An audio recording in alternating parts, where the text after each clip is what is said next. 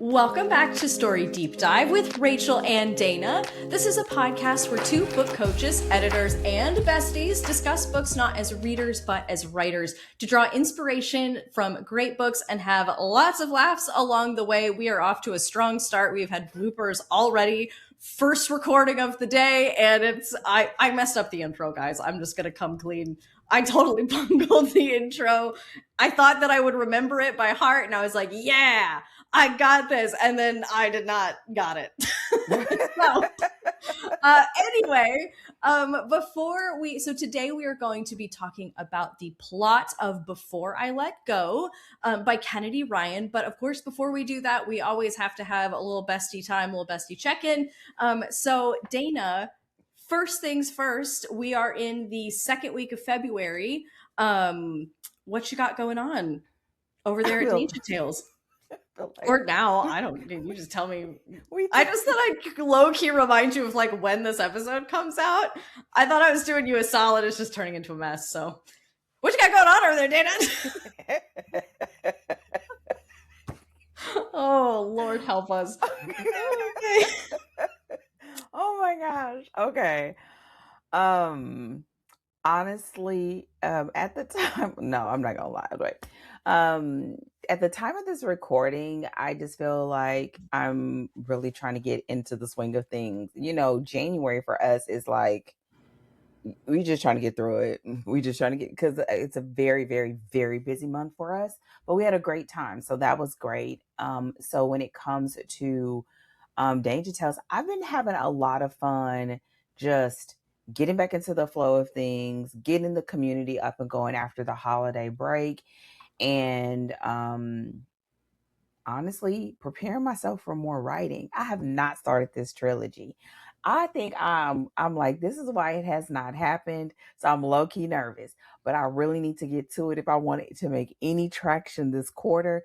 So that's what I'm preparing myself for. But right now it's just been a lot of writing of like on the business side, social media, and getting our newsletter up and going, which I've been getting so many responses. People are loving it, which I'm glad about because I'm working so daggone hard on it. And I'm like, this is why I didn't do it before. Yeah. And I was so bad. Like I was doing stuff like helping clients with writing newsletters. And I'm like, I'm not even writing my own because I'm tired. I would just put something in there. And I'm like, okay, Dana, we're going to do better. So yeah, enjoying writing the newsletter and finding topics. This is a squirrel moment. Realizing that to do this, I really had to find stuff that I enjoy writing about. And this has been very interesting sort of turn of events for me because I love writing, but I realize I'm not a nonfiction writer. That's nonfiction, like that's craft stuff. Like, do I know craft stuff? Absolutely. Could we talk about it until I am blue in the face, which is really hard to do when you are Black, right? So, it's like with now sitting down and having to write about it, and it's like, oh, what do I want to write about? And then you write about the stuff you feel like you should write about, and I realize this is boring. That's okay. Listen, because if you're listening and you're a writer, you should be writing a newsletter. Okay, so this is not just like, oh, Rachel and Dana doing editor and business stuff. No ma'ams and no sirs. Okay, you have to write a newsletter. And you should, and that's like one of the best ways to connect with your audience. So I'm just saying this is only semi-tangential, but the moment you get stuck writing the stuff that you quote unquote should be writing, oh my God, that is the day the newsletters never happens. You get maybe a couple of newsletters out of that, and then you're like, oh God, and you will never write another newsletter again. Listen, okay. So, and this is coming from someone, we got the little recap, from, first of all, every platform did recaps this year, which, oh my gosh, at first I was like, why is everybody recapping everything? But then I really liked them. When we looked at the recap for our newsletter platform, we sent over 2 million emails last year. Holy mackerel. Good for, I don't think I've not sent 2 million emails in the course of my entire career. That is a lot of And emails. that's not even including, like, because we send our big romance newsletter through a different platform. So Mhm. we send a lot of emails. So to sit down and do One this, it was more like, email. it's like, oh my gosh. So really, like, I'm laughing about it, but it really was something I had to go through because it was like, okay, what do I enjoy? Like, because there's so much that you can talk about when it comes to romance. And it was just about allowing myself or giving myself permission to pick what I wanted to pick. And that just sort of evolved into something even better. So it evolved into me picking my themes and picking my topics and starting to record the YouTube videos. And so it's just, so now I feel like I'm hitting a good little rhythm.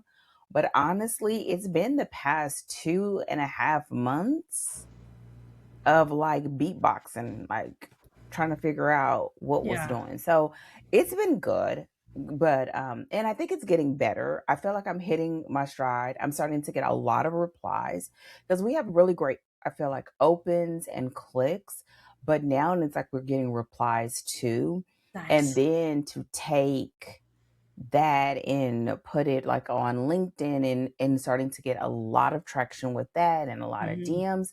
So it's going really well, but it for a second there, I was like, okay, Dana, just there are many days, like you said, one a week. Listen, I be at 11:59, Mhm. 59 on the last day, Mhm. tinkering, and I'm almost at the point of being ahead, like, having them scheduled. Not Mhm. quite there yet, but I'm getting close. And I just had to give myself permission. Like, and I find that even doing my newsletters as an author are much easier because it just feels fun. So I just had to kind of like figure out how to lean into that. And I think for a while it's going to be like, y'all gonna get it however it is that I got it. Yeah. It's kind of low key selfish, but if I don't do it that way, I You won't get nothing at probably all. do it. So Listen. So, and now I'm enjoying it. I'm enjoying it. I'm enjoying seeing the same content, like how people respond on different platforms, because I do make different versions of it. And I'm looking forward to what is coming up. I haven't really fully gone into themes. I've sort of been hanging close to what I'm teaching because it Mhm. just made it easier to not have to think about another thing. Yeah, But for yeah, sure. yeah, this is low key a little bit boring. I apologize, but it just is what it is. So that's what it is. And I'll say this: I think it's also been interesting to write about the things that I feel like are the non-sexy things that you just gotta know, Mhm. right? You I feel like gotta that's know all some I of these write things. about. Listen, you I listen, exclusively Rachel, write about you non-sexy things. listen, you do it well. But Thank you. girl, I be like, listen. I my only comfort is that like, oh, thank God some people are into that because I am like, oh yeah, technical stuff and like, and so I think maybe I need to like adapt some of your like writing about sexier stuff. Maybe I need to like bring some like I need to incorporate some of that into my what counts as the Listen, sexy stuff. I don't know. I girl, wrote a motivational email. Can I tell you something really quick? yes. I wrote this really heartfelt motivational email. That was like, a lot of times I was very like content, it's craft specific and it's, I'm always trying to find like what are my clients, what are my students finding helpful right now? And like, let me just share that with you, on my newsletter. And I wrote this more like, about kind of starting again when you fall off the wagon and all this kind of thing. And I had so many, four. Okay, this is what I say. So many. I had like several people unsubscribe, and I was like, ouch! I wrote nice things, and the people hated it. Oh I feel bad. I do always look at the unsubscribe number. I shouldn't. I no. shouldn't. Don't. You But I shouldn't. do, and it's and I if I keep doing that, I'm never gonna write another email. It's literally good. But this Don't was do it. like the heartfelt one. Like it wasn't all technical, and people were like, "Get out of here with your feelings." Bye. People did not like it. Again, I say like four people is not. It's not like I had a mass exodus off my email list, but it was like one of those moments where you're like, "Oh, okay." I never look at unsubscribes, and the reality is I probably should pay more attention if I'm like actively doing stuff, but I find that when I'm aiming to really lock in a habit, I can't look at that. Yeah. It will just I don't think I care enough to like stop doing it because of that, but it would get distracting, and I think Yes. I would try to write stuff that I think you want me to write Hmm. versus it being, no, I'm a coach, like I Yeah. understand, and here's the thing that I want to talk about today, or allowing myself the liberty to play with tone and to play with style, and Yeah. to play with longer or shorter, and giving Hmm. people options so that I can have the freedom to be able to just give it to you. God always said, like, I'm gonna give it to you the way I got it, Yeah. and then I'm gonna let you leave, and it just is what it is. So yeah, Yeah. girl, keep being in your feelings. Listen, they gonna tell you, stop telling her that. Be in your feelings, Rachel. Thank you, Dana. I will say, like, this actually, again, like, we were sort of like, we're joking about like, ah, this is like boring stuff, but like, this is also, again, we do this, for editing businesses. You do this as an author, and this is something that authors are doing, and that author, like that, again, I always talk with my clients about, okay, what are we doing for the email newsletter, like what kind of content, and like the goal is to help them find something that they can enjoy writing about. Like, that's so, because you're going to write newsletters until email stops being a thing, which is not happening in the Mhm. foreseeable future. Like right now, like email newsletters are still one of the best things that you can do to, again, connect with your readers and to remind them that you exist, and to, like, let them know that your books exist, and let them see, what's coming up, and connect with them.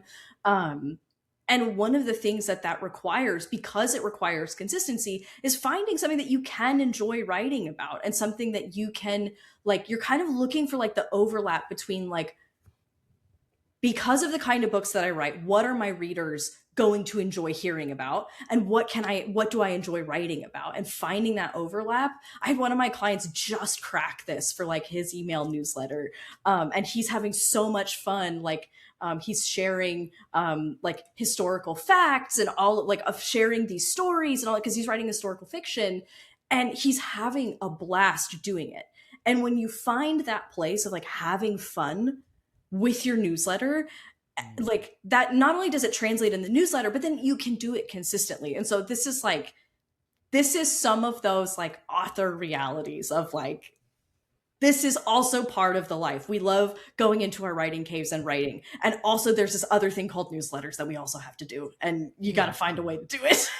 You have to, and I think, well, yeah, and I think, just like I'm saying, like, you giving yourself permission to try stuff, Yeah. to try different formats, whether he's in that example giving facts or telling little stories or doing excerpts. Like, you want to do different things, and doing different things that allow you to stay consistent Hmm. and repeatable. Because Yep. if you have to think about that every time you sit down, it's like, oh, this is not going to happen. Hmm. So yeah, definitely. Because I mean, like, I would send stuff, and I'm just like, okay, it's not the same if you're like, okay, I'm speaking here, and here's the thing. I would do little short things, but I found that, like, I really wanted to do a little bit more. So almost like everything. If you're on all different platforms, you're sort of engaging with the content from different perspectives. Yeah. Um, and so yeah, so that's what I've been doing out here in these streets, writing newsletters. Oh man, in the grind, girl. that is Yep, that's part of the life. It's part of the life.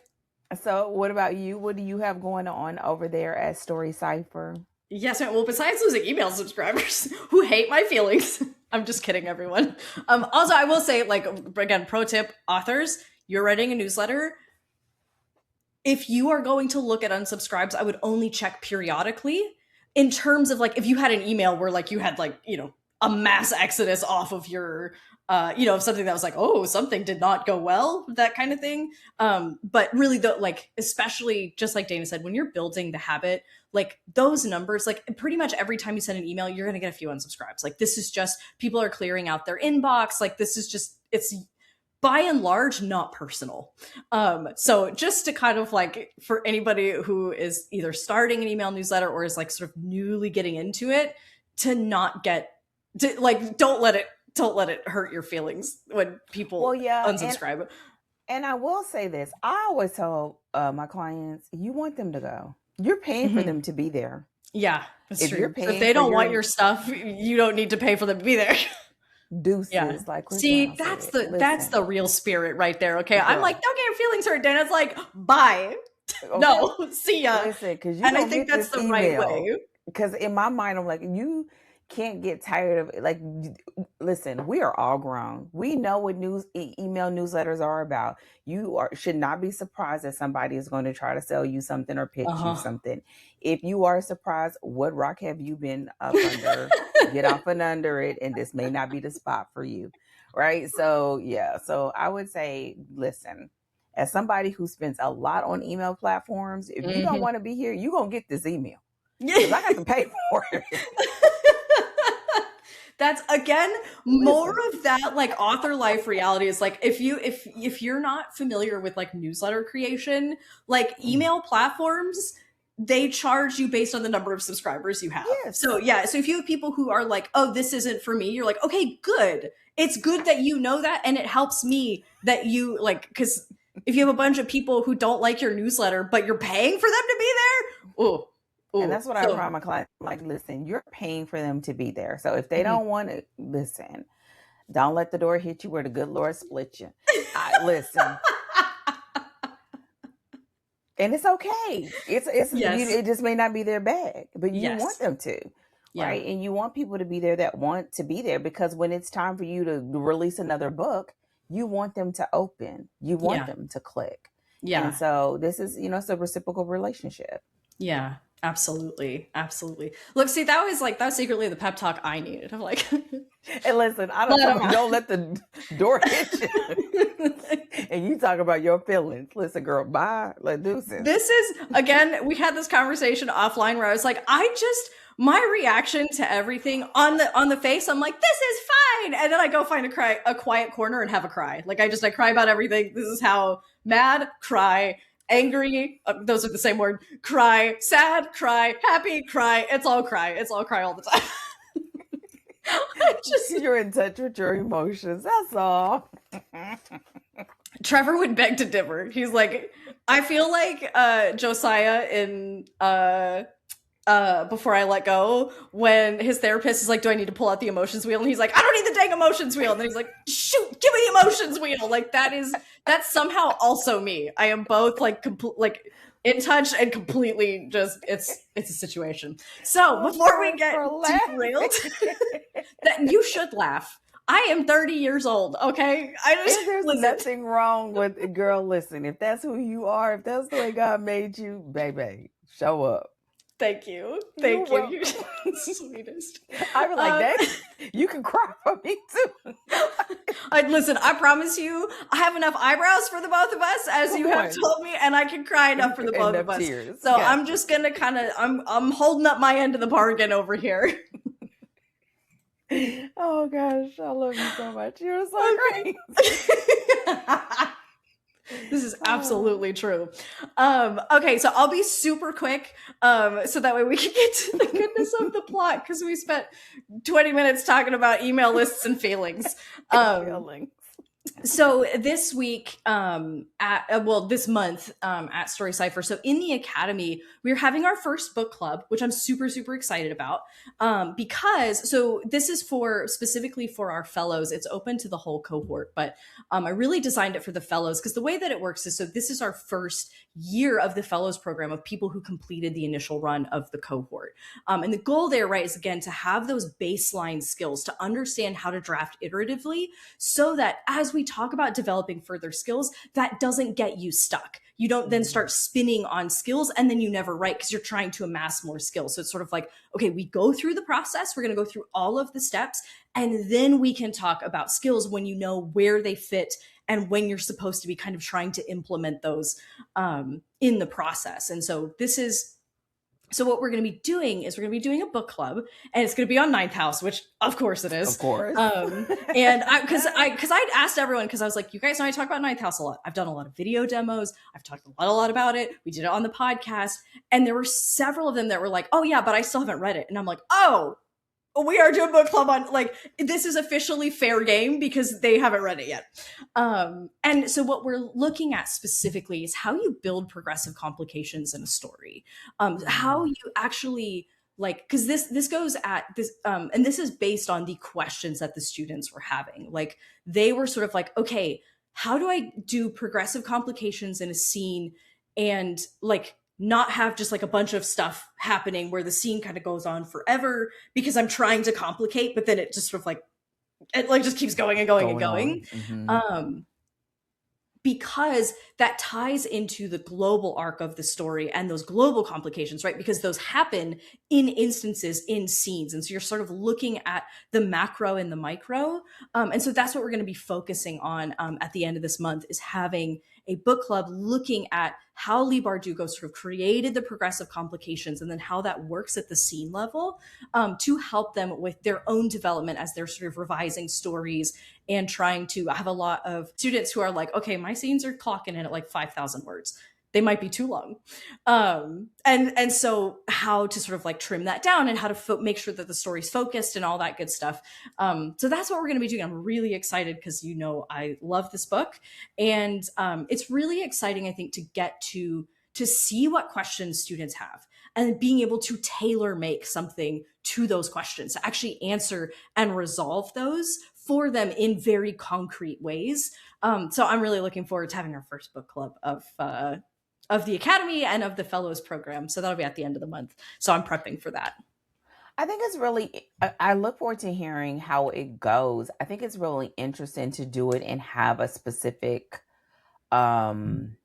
focus for the actual read, right? Because I know when we do ours, we don't have a specific focus, but we have had like a season of that when we were looking at the 4-act structure. Yeah. So I think that's really interesting to think about the progression. And I think it would be also interesting to see what other tidbits that they pull from that particular book, just because it is so rich with, you know, examples and characters and world building. Like, that's going to be interesting.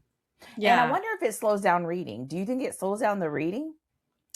I mean, it definitely, I think so. For my students, I'm really just encouraging them to read it, knowing that we're going to go into this discussion. And so I think for them, they may be looking for it, but I really just want them to have the context so that when I start pulling out examples and talking about it, they're not completely disconnected from the story. So I think for the most part, they really will get to just read as readers and then have that context, but it will slow down the reading for me.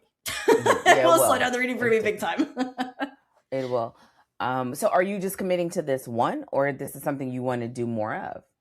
We definitely will be doing more of them, but I'm sort of tailoring these sessions based on where the students are at and what they need. So we may not do, you know, book club every single month, especially because right now most of my students, and after this book club, most of my students will be in writing mode. And so, and because we had this discussion during the cohort of like, hey, do you guys want to do a book club? And they're like, I am in the trenches of my draft. Like, I kind of just need to, I would rather just focus on this. Like, I don't feel like I'll have the time to like just read a book and like kind of focus on that. And so we sort of like, you know, take a step back during those intensive writing periods, because, you know, we write first draft in a month, second draft in a month.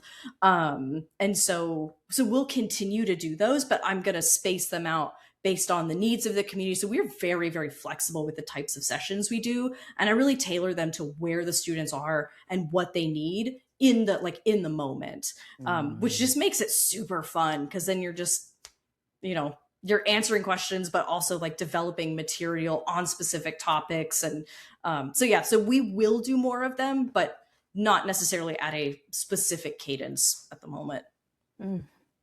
Yeah, keep me posted. I mean, I know we will know, but I think that's interesting. I think that's really interesting. It makes me think, especially now that we're going into like our 3rd-year book club, but we still get so much from it. So it's and I've never done it at as far as a specific focus, Hmm. other than when we did the 4 act structure, and also when we did reading a series. Yeah. And I actually think we may end up doing it again with reading a trilogy. Yeah. But yeah, so really curious. Yeah, keep me posted. Yes, ma'am. All right. Thank you for Dana. Thank you for sharing what's going on over there, and thank you for humoring me as I talk about what we got going on over at Story Cipher. Without further ado, let's go ahead and start talking about "Before I Let Go" by Kennedy Ryan. We're going to dive deep into the plot, but before we go any further, Dana, would you hit us with that summary? I sure will. Before I Let Go by Kennedy Ryan is a second chance romance that begins after the marriage has already ended. Yasmin and Josiah are divorced, but their lives remain deeply intertwined through co parenting their children and running the restaurant they've built together. Both are trying to move forward, yet unresolved grief, emotional avoidance, and years of shared history keep pulling them back into each other's orbit. As therapy, parenting challenges, and long buried feelings surface, the story becomes less about whether they still love each other and more about whether they are capable of choosing each other again. Ooh, that's a good. What I love about this summary is it's already kind of touching on things that we're going to talk about. Like it's Yes. we had so much conversation before we started recording, and so I'm like, oh, there's look, I see all of the like, oh, I can pick them all out. So with that in mind, what are some of the sort of like overarching topics that you want to cover with regard to the plot today? I feel like I should issue like a general caveat at the beginning of every episode is a reminder that we cannot cover everything.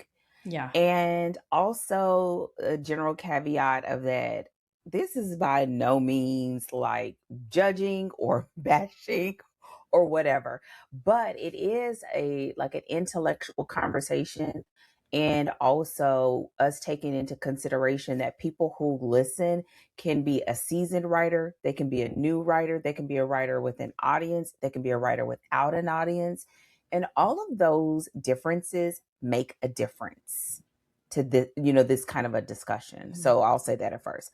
So the first thing that, well, this is in no particular order, so I'm just gonna give it to you what I got on my paper. Okay. One of the things that I want us to talk about is the fact that in this story, just like in the summary, this isn't about falling in love. And that's really unique for a romance. Even when you talk about a second chance romance, a lot of times, well, we'll talk about it, but the point is, it's not about falling in love. And that's different. And it really does affect the story. And you'll find that some of the things that we'll discuss affect the other areas that we talk about, like the plot and the characters, because of this one thing that once you realize, it's like, oh, yeah, that makes a huge difference. Another thing that I want us to talk about is the fact that there is no villain in this story. I kind of put that the true antagonist in this story is fear. And so this is also, again, one of those rare stories where the protagonists are each other's antagonists. And that's common, that's normal in romance. But it's not normal to be one of the biggest antagonistic energies in a story. You usually have more going on, like an external, a bigger external plot. And so for it to be each other, a lot of it turns into internal antagonism. And so, again, that is not common. And so we definitely want to talk about that. Another thing is that I would put in the sort of plot category is the fact that this story does an amazing job of showing healing on the page. And I feel a little bit weird saying healing when we're talking about plot, because you really want to feel like healing is more of like an internal, like the character story arc for themselves of like their journey to healing, but that it plays a huge part in this story. um and I think she does a really great job at it. And so I have healing on the page, and then the final thing This is one of my things that is usually like the heel that I would be on, like with a megaphone. Like, I believe that every romance should have a breakup scene. Sometimes readers don't like it, but I think it does a very crucial thing in a plot for the breakup scene to happen. And here, I think it was really interesting that the reconciliation wasn't a big breakup. There was even the all is lost moment wasn't a huge deal. It sort of was like quiet, and I think there's pros and cons to that. But I think that's a really interesting thing to point out, especially if you're somebody that's writing a story where you don't have a high stakes story, you have a low stakes story, or you have a story like this where a big part of the energy comes from the internal changes and transformation that's happening. So the fact that the reaction, you know, it's totally in alignment with what's going on in the story, but it is sort of like if you're in a fight and you try to slam the cabinets and you have soft close cabinets. It kind of felt like that.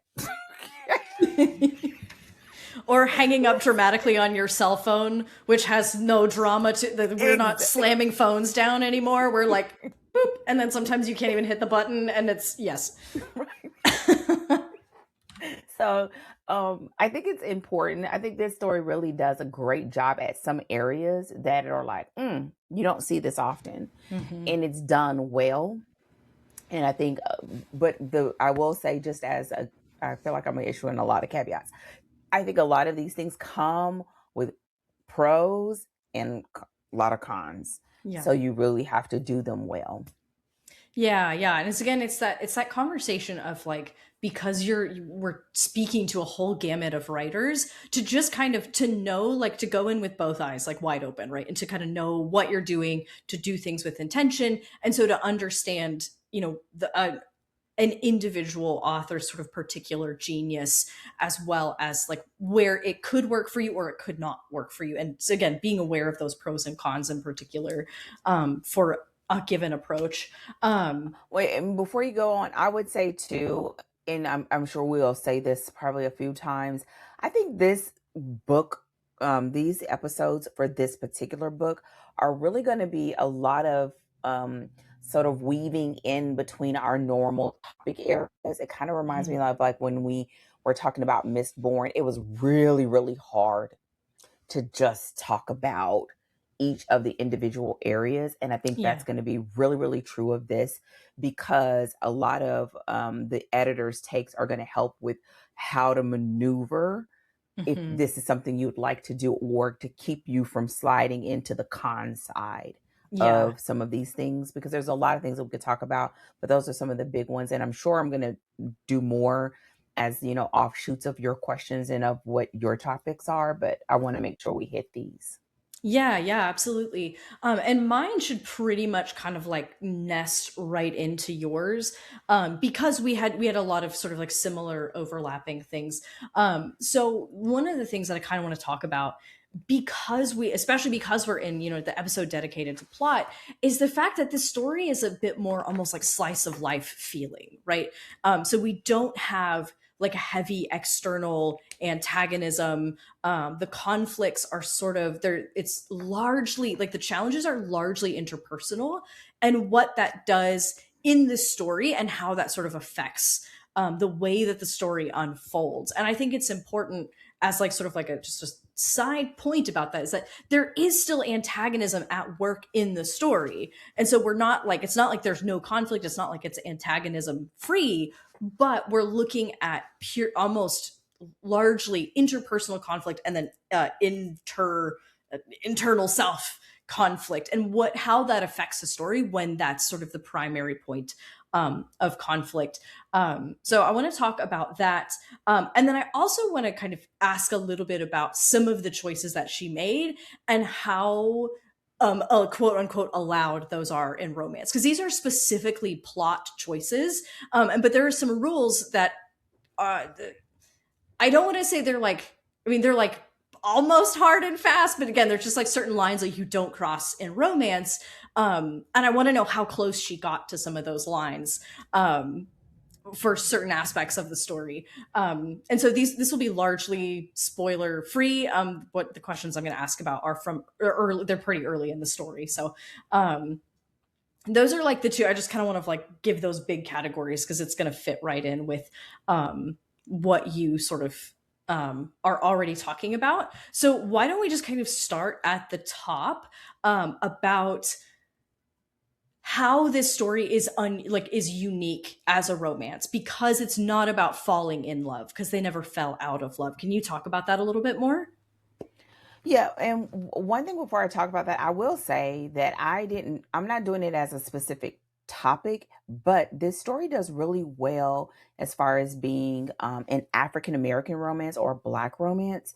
And so I'm not putting it as plot and I wouldn't do it as characters, but I don't want to miss the fact that it is very culturally aligned and very much in the sort of feel and vibe of a Black romance.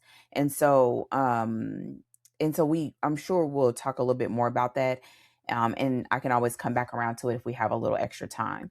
So when I talk about the fact that this is a romance and it's not about falling in love, that is very rare, primarily because that is why we are here, right? Like Yeah. it's all about them, meeting, starting to like vibe with each other, going through the process of getting to know each other and falling in love, and then that love being tested and them deciding whether this is the relationship that they're willing to change for, fight for, be in, etc. And in this story, they've been married and they are coexisting, just like the summary said. They're running a business, they are taking care of their kids, they're going to parent meetings together, and that is really different, being that the backbone and the sort of spine of a romance is this. Yeah. So now you could say, well, I mean, there's a lot of second chance romances, and they are, but a lot of times the second chance romances are around them coming back together, and then maybe over the course of that relationship, sort of rekindling, realizing they never lost feelings, and one person may have, but it doesn't feel here. It feels like, honestly, it feels like in a lot of ways they didn't miss a beat. And it's almost as if we don't have the full external representation of the falling apart of the marriage. And it echoes the internal things that we sort of get from the story. But here, it can kind of be a pro and a con, because then we don't get the getting to know you scenes. They already know each other, right? We don't get them starting to like realize that they have attraction, because they both still kind of do. Now it kind of becomes a surprise that they're allowing themselves to acknowledge it, Yeah. but and essentially, like, this is the bulk of a romance and it's Yeah. not here.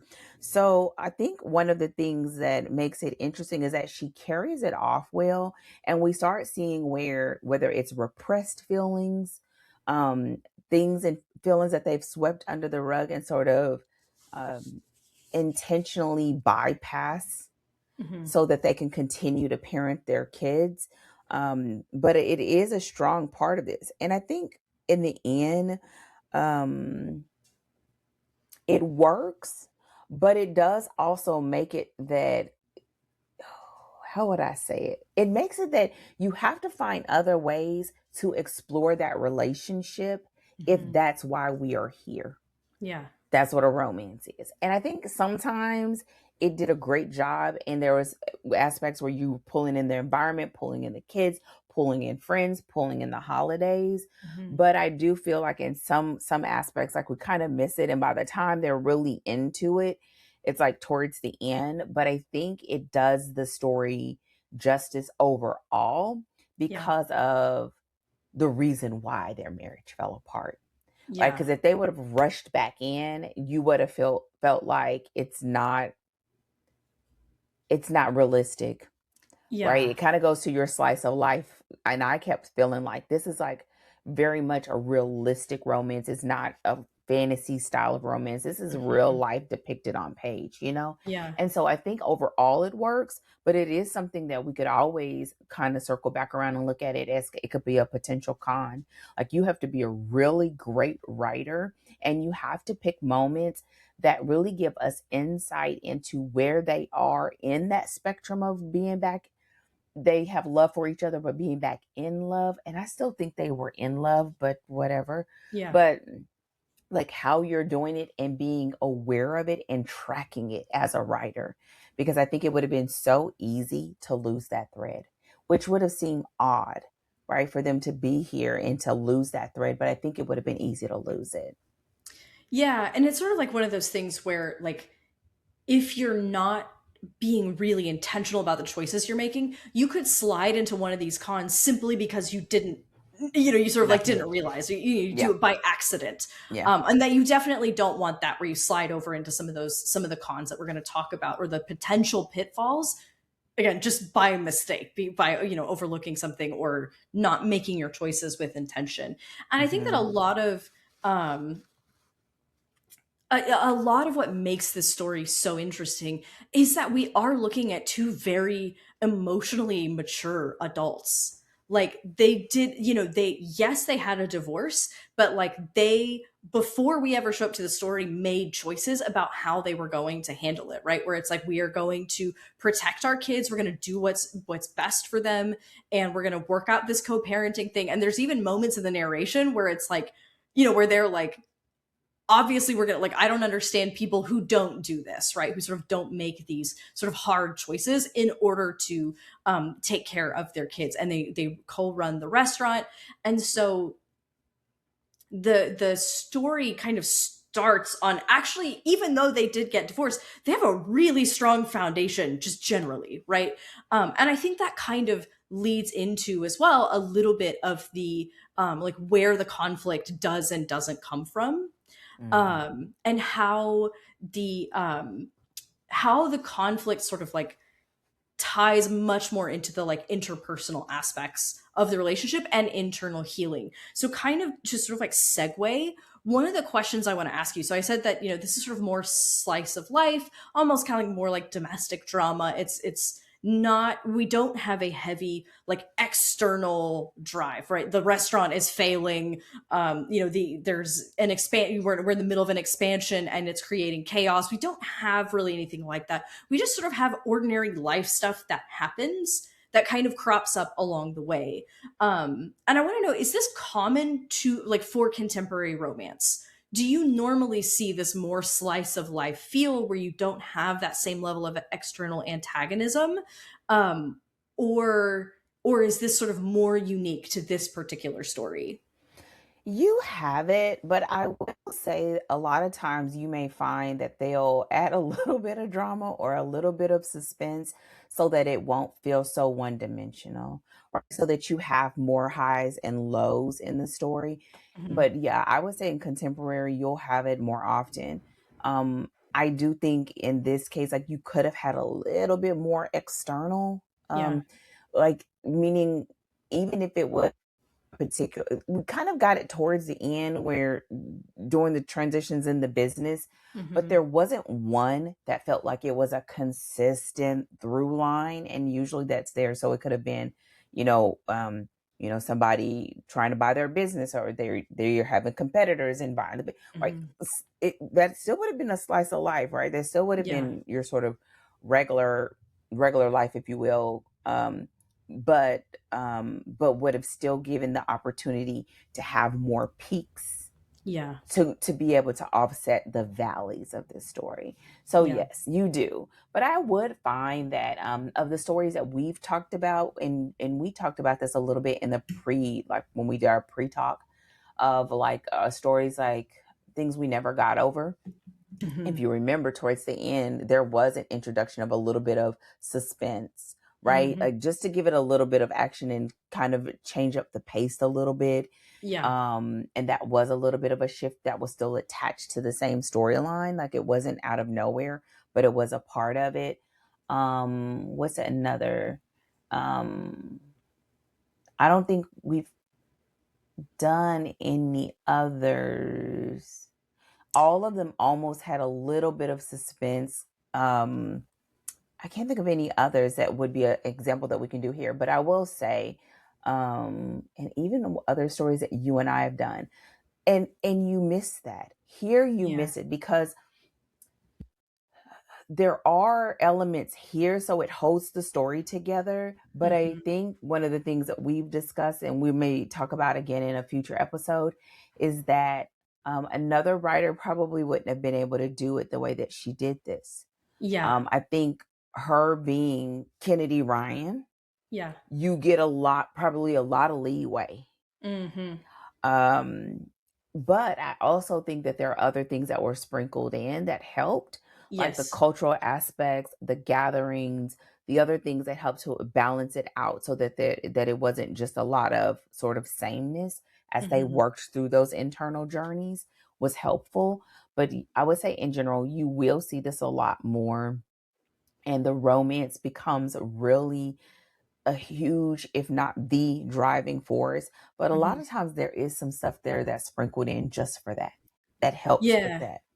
Yeah, that's kind of what I was saying. Is like that's what I'm accustomed to seeing in romance is that there's usually some just other, like, for lack of a better way, like a more maybe tactful way to put it, there's some external plot line, so that we have something to do on the during the other scenes. So we have something to focus on. We have something to keep moving the story forward, when our lovers aren't on the page together, and that part of the story, because like that the romance, it takes time to develop. It takes, you have to give some of that space, because like they're falling in love, they're coming into a relationship, and so we need kind of stuff to like sort of almost like fill in the gaps, and you'll usually have more of it, some kind of external plot to kind of help do that. But we don't really have that here. We have pieces of external plots, and again, this also ties into your statement that we don't really have a villain, right? So to your point, there's not like, a competitor trying to buy out the restaurant, and that throws them together, and they're sort of forced to work together in a new way or in a unique way that sort of brings them together. It's a lot of little things, Mhm. of like, again, raising their children, Kasim's potential, Deja's struggles in school, and then interpersonal struggles with her mom. Like it's little things, but not one thing that kind of like just sort of ties the rest of it together. Now, but the way that she counterbalances that, like, one of the reasons I think the story still works on the whole is because because she's so intentional about the emotional notes that she hits in terms of like very heartfelt, making us care deeply about the characters. So you sort of like, that helps kind of counterbalance that. But if I were talking to a writer who wants to write a story like this, I would encourage them to kind of bring out a little bit more, bring in some kind of external antagonism to challenge the characters. And you want to, and this is something we talked about in the pre-show of like, um, when you have very integrated characters, like very integrated protagonists, which Yasmin and Josiah are, right? Like, yes, they have their stuff, but they are going to therapy. They are working on themselves. Like, we are not dealing with like a couple of like 19-year-olds who are like dumb and just young, right? They're behaving like grown adults, which I find so refreshing in a story, right? That people aren't being crazy, and they're not like, you're not feeling like, okay, you are in your late 30s and I think that you should, this is what is going on here. That for me will be quickly a pet peeve in a story when it's, people are being silly and they seem too old to be being that silly, even though it happens, and right, it happens all Mhm. the time in life, in real life. But what that means when you have, and we talk about this in fantasy a lot, when you have a very like well integrated or a highly competent protagonist, um one of the things that becomes the challenge is bringing an external conflict to meet them, right? Like, that is sort of like, that is worthy of the challenge. Now Yasmin has, she has, they are confronted by deep internal challenges, but those can be hard to, for those to solely sustain the story, which is why I think that added external sort of element can help challenge them in those places so they can still grow the way you want them to, but also so that it's not solely relying on just the internal, that internal wrestle, if that makes sense. It does. And I mean, at the end of the day, it's some of it could be style. I haven't read enough of her books to be able to say that. It could be a lot of times it can happen where a person just tells the story the way that the story came to them. Mhm. But I do feel like if we would have had that here, it would have helped. Now she did a great job of pacing, which I had down like pacing and us seeing this the transformation that they're going through even without it. But that would have helped a lot, right? It would Mhm. have helped. We see them, go through the process of um, um, working through the issues with their son, and both of them, as far as their experiences and issues with therapy and addressing what the one of the sort of the essentially it was almost like a pile up of grief that Mhm. just sort of dismantled their marriage because they just couldn't the way that the both of them coped Mhm. wasn't compatible, Mhm. and because it happened in such a sort of confined space and time, it just undid them. And the story was about like, can they get back there in a healed way? And so yeah, so we see it, and I think we see pockets of it too, but I think the fact that it wasn't one thing other than the grief Mhm. transformation, it did make it feel like almost everything was an internal thing. And so, I think it's a personal choice. I think it's a personal choice about the type of sub niche that you want. But I also think it makes for a really great reading and understanding if you're someone that you want to write something that is a Yeah. little bit heavier on the emotional side. And Mhm. also, I mean, this really does help people if you are waffling when it comes to counseling and therapy, Mhm. and how that can help you get through and over and handle life on the other side of grief. But it Yeah. also means that we are talking about counseling and therapy and grief Yeah. and death, and it's not even so far as to be, I feel like, in a trigger way, right? Mhm. Sometimes in some stories it goes all the way there where you kind of are warning. I don't think it goes there because we're on the other side of the actual event. Yeah. But because we didn't have an external thing that could kind of parallel the story, Mhm. it means that we kind of are sitting in it Yeah. until we're not. And it's Yeah. at the very end when we're not. Mhm. So it sounds weird, but when you read the story, when you know, but I do get it. And so I feel like she did a great job as far as showing it on the page so that we knew at all times where they were in their journey Yeah. between them talking about it, them confronting it, them going to counseling sessions, them realizing. And so Mhm. I think that helped. Yeah. But I think it could also be a little bit of it can make you feel like you have an external when you don't. Mhm. You know what I mean? Yeah, and I do something I want to point out, and this is like relevant for like all writers everywhere all the time. So we talked about, yeah, okay, would have liked to have seen a little more like something external that's like unified that kind of helps solidify all the pieces together. But I think something that she did really well, and that is important to know, especially if you are kind of looking to deal with more, maybe go more slice of life or deal with more topics around healing and grief, these like these very deeply internal topics,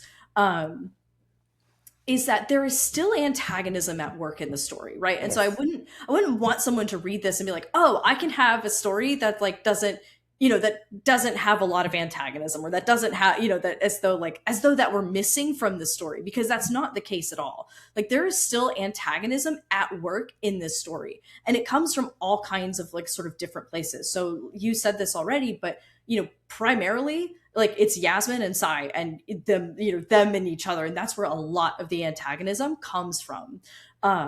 But then there's also, especially for Yasmin, like her daughter Deja, there is antagonism coming from Deja, and there is, for Yasmin also, from Vashti, and not because Vashti is doing anything wrong, but because she's hanging around her ex-husband, right? And that's like, and but then there's also, it sort of generates this tension between them of, she's like, oh, like, don't put your hands on him, but also he's not mine anymore, and so we still, and then for Josiah, one of my favorites is Dr. Musa, like, and the kind of antagonism where he very much provokes Josiah and challenges him, and sort of like, um, gives him the kind of rub that he needs to grow.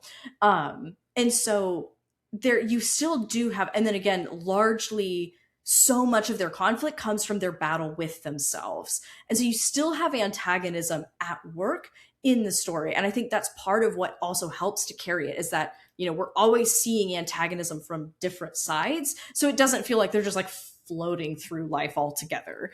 Um, Hmm. and so just kind of contrasting that, like, we would have liked to have seen something maybe external, which would have been helpful, but also to not mistake that there's no antagonism, right?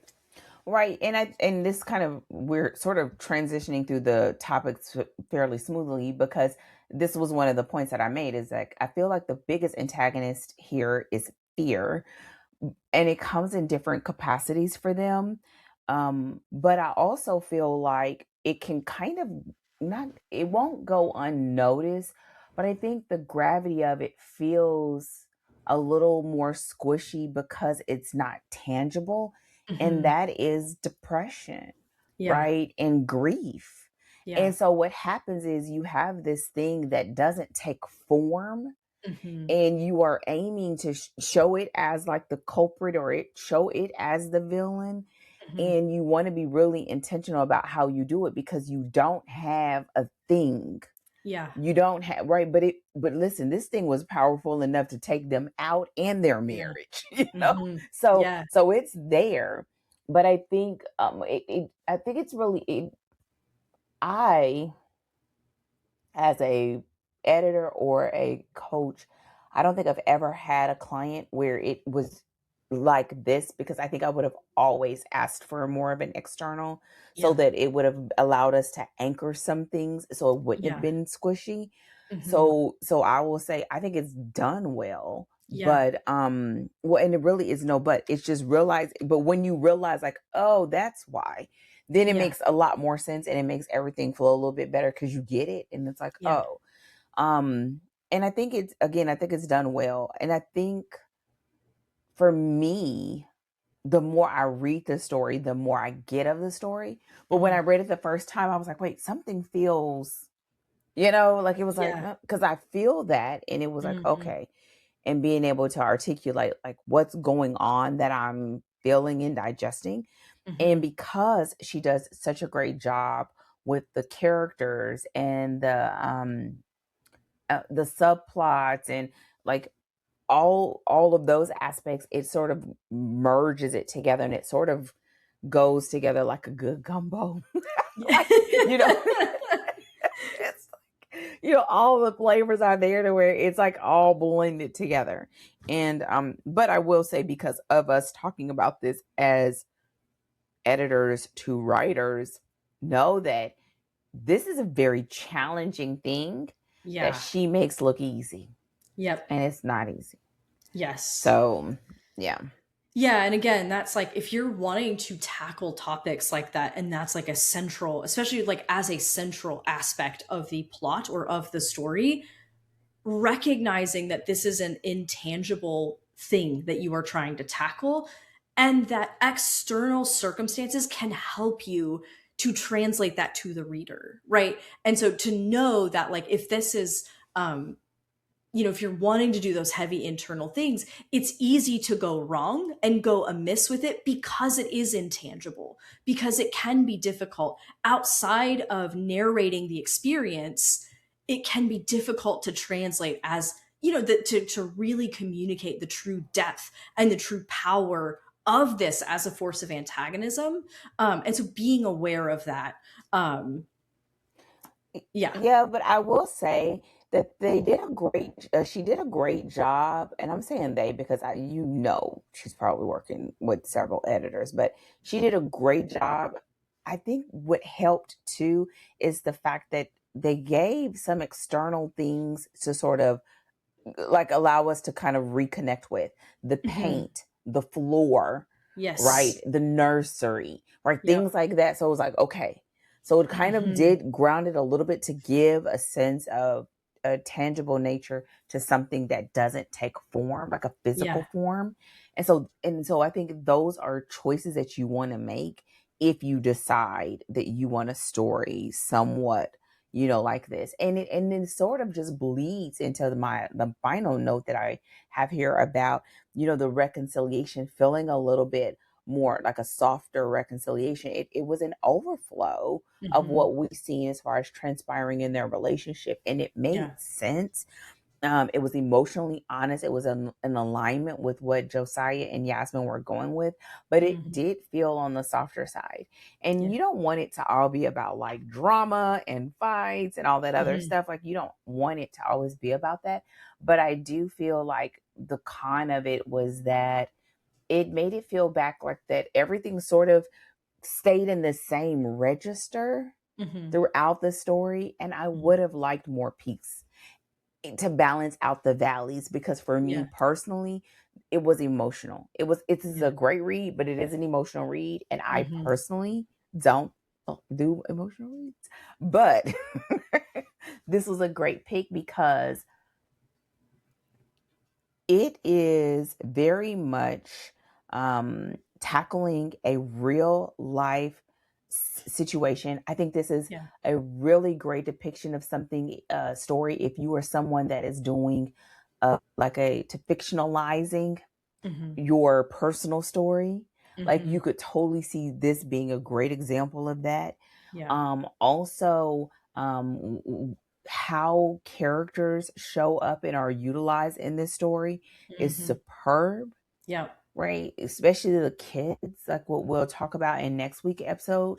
So there are so many things that it just does amazingly well, but I think there are a lot of things that would have kind of probably fell off if you were a less skilled writer, Yeah. or if you didn't have an existing audience that were very familiar with the fact that you tackle these kind of issues. Yeah. Yeah. And I think, I just want to make a quick note as well.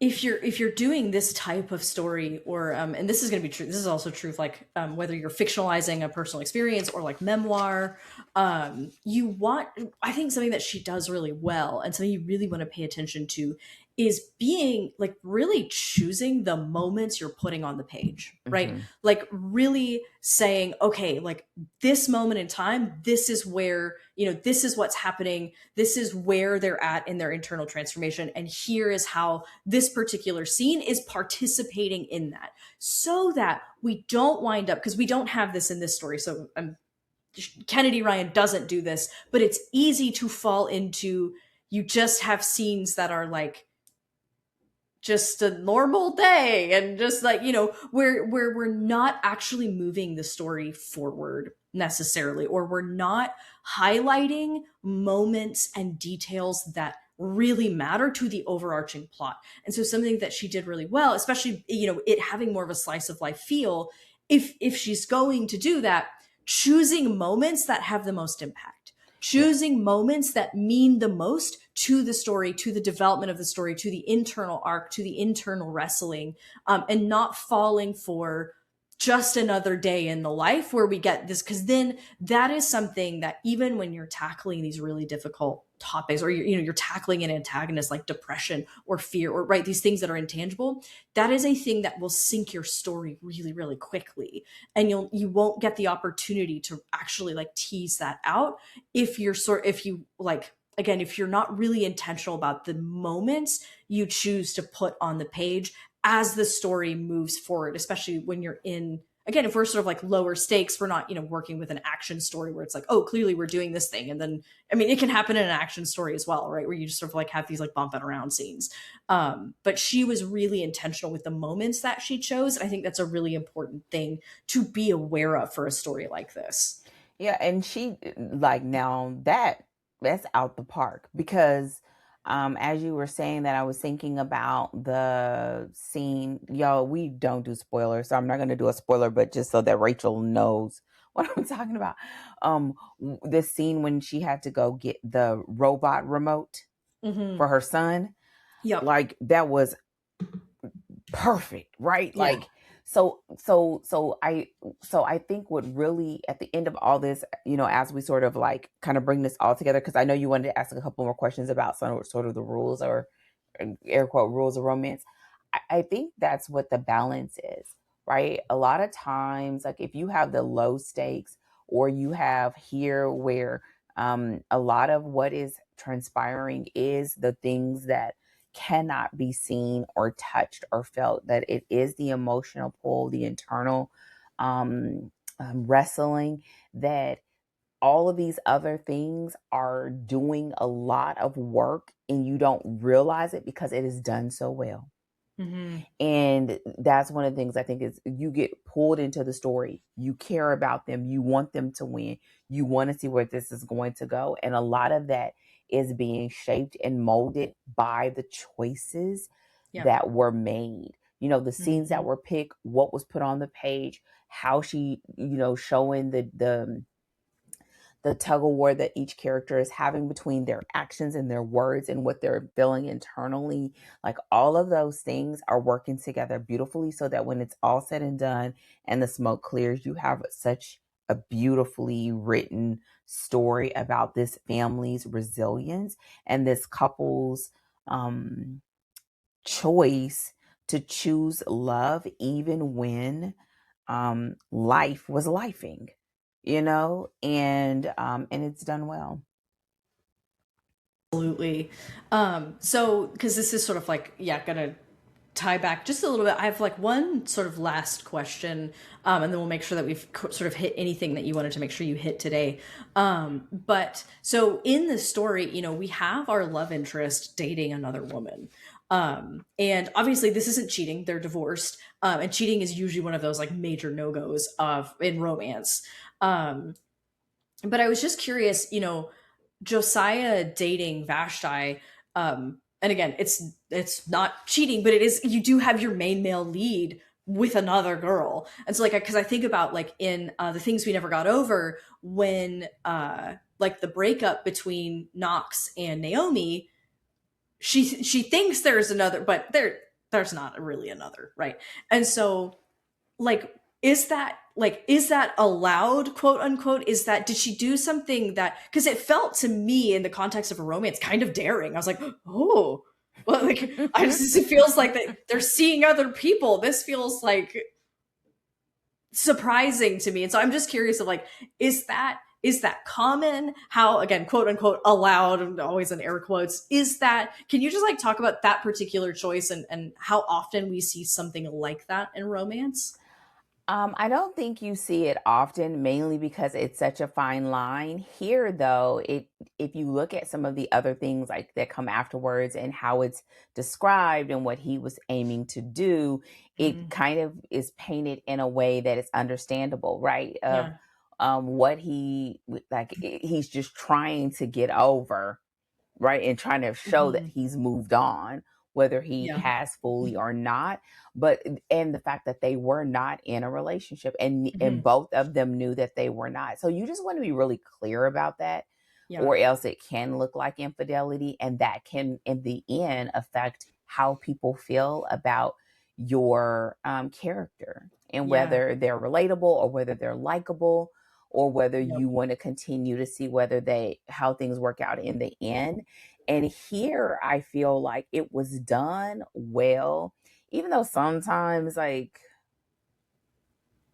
it sounds weird, but it almost was done too well. But yeah, it Yeah. works. But you don't want to do it if you don't want to do it if you can help it. And if you notice, a lot of times it was not done on the page. That helps Yep. as well.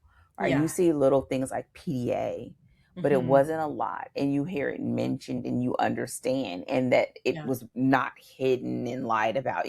So all of Mhm. those things matter to make it so that it's at the end of the day understandable to the reader, so it Yeah. doesn't feel like a betrayal Yeah. or something that can be a knock against his character, Yeah. right? Yeah. In Which you his really, yeah, moral. don't want. Exactly. And that's what cheating does, right? Yeah. About their integrity and their morals. Like, you don't Mm-hmm. want to question that. Even when you have, morally gray guys, usually that Mm-hmm. never happens, right? It just Yeah. doesn't. And part of it is, at the end of the day, like, that's not the fantasy, Yeah. That's right? That exactly you what I was thinking don't nobody about. want to sign up, to be with a dude that's a cheating dude. But Yeah. here, I think you can, and I think that's why you started having the repetition of, like, but you asked for it, but you Mm-hmm. asked for it. I didn't want it. You asked for it. And I think Yeah. that was a little repetitive, but having that in there helped to offset some of the other things that were going on. Yeah, that makes sense. That makes total sense. I thought that she was like that it's one of those things that could go wrong quickly. But she really was very intentional about the way that she handled it. And again, that was a part of the interpersonal antagonism at work in the story. So is there anything else you want to make sure to mention before we wrap up our discussion on the plot of Before I Let Go? There is one small thing that we didn't talk about, and I think I mean, we may mention it in characters, but it's the fact that this book does a great job at being a book one. Mm, It does a great job of being book one in a series because we get introduced to the female protagonists that are in the rest of the series, and you automatically are curious about them. Hendrix and Soledad, like, we are already like, yeah. oh, like Soledad's husband, baby, we was like Hendrix, like, what Hmm. is he doing? We was doing the side eye, and we Yep. we could see, Hendrix as being this big, badass, black woman just doing that thing, Yeah. but also having a softer side and dealing with Yeah. some things that are really challenging that people would understand when it comes to the life changes and caring for an Mhm. adult parent, an Yeah. aging parent. And so I love that. I love seeing that when we have an opportunity to see protagonists that you can start caring for, so that when the stories come up, you don't second guess whether you want to experience those books as well. And so I Yeah. think that was a great thing, and it folded into the existing plot, and it helped Yeah. with the story, and just the girlfriend code, Yeah. and them being like, get your stuff together. You don't want him to see, Yeah. like, it was like, baby, fix your face. Yeah. And I loved that. Yeah. Um, and the final thing that I want to mention is that this story sort of, for me, like, sits on this cusp between romance and women's fiction. And I Mhm. think some of the things that we've discussed when it comes to plot are because of that sort of rub. Yeah. And I don't know, like, I've heard Kennedy Ryan, like, do interviews and talks a couple of Mhm. times, and I believe she's a romance reader. Um and I don't have anything else, like, in my notes, like when I went back and look at my notes, that said different. But I do feel like sometimes when you have these stories that are really close, you may find that they read romance, but they're not an avid reader, and that can sometimes affect the way that the story comes across because of whether there's a lack of experience with some of the Mm. nuances that come from being a romance reader. But I do feel like it's sort of a cusp there. And you do find that sometimes with African American romance, Mm. that it is, unlike some of the others, very female driven. Mhm. And so we do sort of feel some of that rub with some of the things that we've talked about in this plot episode.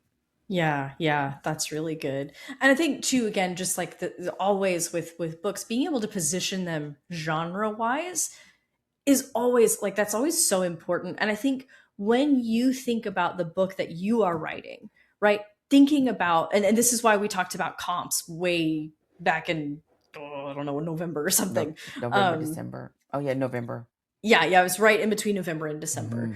Hmm. And so you guys can find that on the like on YouTube. We've got like the bonus episodes. There's like a playlist of that where we talk about it's got all the bonus episodes, but specifically the one about comps. This is why it's important to think about where your book is positioned, right? So that like you can make those choices again, make them intentionally, and be cognizant of like what you're doing and how you're doing it, so that you can, so that your book gets in the hands of the right readers, the people who are like, who want to read the story, who will like this kind of story.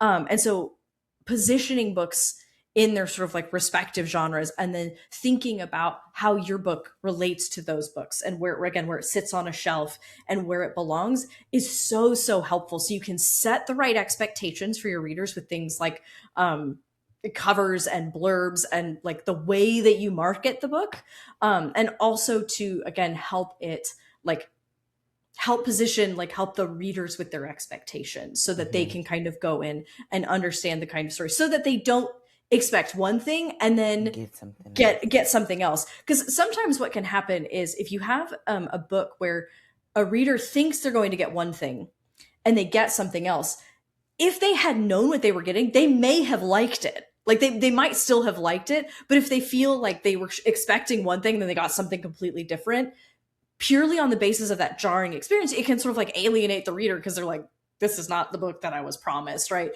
So that's, I just think, recognizing this is like, ooh, this is almost sort of like verging toward women's fiction, and recognizing the way that that impacts how the book plays out and how the book is written, is really, really helpful when you're reading the book and sort of positioning it in your mind to understand how it functions. Yeah, but I will say that in general, like for African American romance, it is in alignment with that. So I don't think that would be a surprise. I think the biggest surprise in that regard for me as a reader, not as an editor and all that, just like me as a reader, is like I just was not prepared for it to just be like the grief to be griefing. Yeah, And especially with such a vibrant cover and all that other stuff. And I just, that's just not my normal picks as a romance yeah, reader.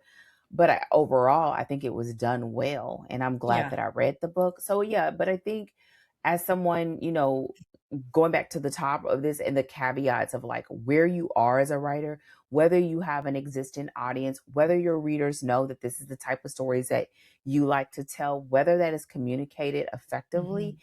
are all going to play into what that experience is, because what we're doing in each one of those decisions are we're giving you permission, right? We're giving you permission to go there. And Mhm. also, we're sort of extending grace to let you take some time to get us there so that Yeah. we understand. And I think she did do a great job of that, so that we were on board for the journey and through to the end, and really invested in this couple getting to their happily ever after.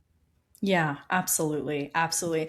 Also, to bring it like full circle, your newsletter can also help with these things, authors, Okay, come on. right? To help Come like on. understand, like, okay, where are we positioned? What kind of stories do we tell? What is our vibe? All of that good stuff. Newsletters are great for that. So now we have completed the entire circuit of the whole episode. Oh, I love it when you just Come on, can bring it friend. all Give the me way more. around. Awesome. Well, thank you so much, everyone, for joining us for a little jumbo extra episode with all of this juicy convo that we had over the plot of Before I Let Go by Kennedy Ryan. Don't forget to like, subscribe, leave us a review, leave us a comment. Let us know what you thought about the book, or questions that you have, things you want to hear more about. We would love to, field some Q&As and use those bonus episodes to talk more about the kind of stuff that you guys want to know about. Visit us at storydeepdive.com, and we will be back next week to discuss the characters of this story, which is one of the strongest, like one of the really strongest parts of this story is the cast. It's a beautifully written and created cast, so look forward to that. We got lots of good stuff coming your way. So until then, we will see you next week, and happy writing.